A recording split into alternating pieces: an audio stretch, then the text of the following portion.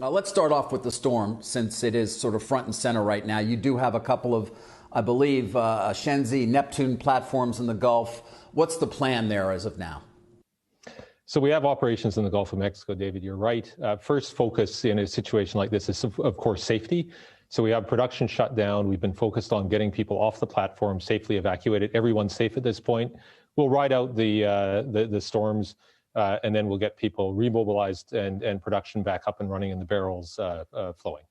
What's your expectation in terms of, I mean, obviously it's weather, so it's very hard to predict, but do you have sort of an expectation given previous events as to how long it will take for you to be back up and running?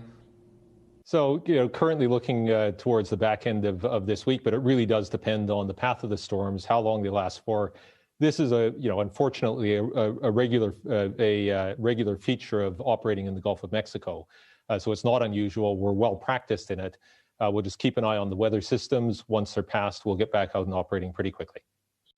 All right, let's take it from the weather to sort of the global economy. Obviously, as one of the world's largest resource companies, you do have a view in terms of demand around the world. China, obviously a very important market for you. Is China coming back and the rest of the world lagging, Mike? So China has been well and truly coming back, and we're seeing a pretty solid V-shaped recovery there.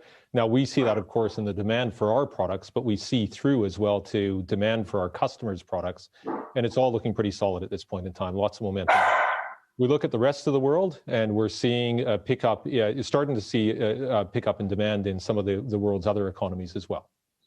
You are starting to see some demand in some of the other world's economies. I mean, I think you previously said at least that it was going to be not just even bumpy, but perhaps things are going to be down year over year. Is that still your prediction?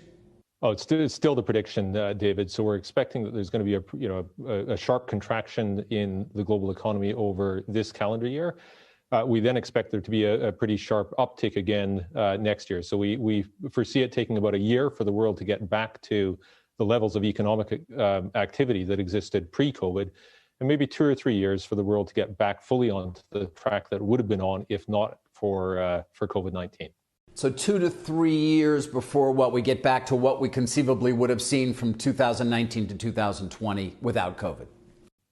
Well, I think we'll be back to 2019 levels within a year, but to get back to the point that the global economy would have been at or would have grown to if not for COVID, that'll take us we expect it's going to take 2 or 3 years.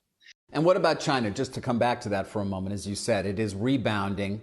More of a V shape. Is it going to lead in that way in terms of that recovery that you're talking about? So get back to where it might have been sooner than the rest of the world?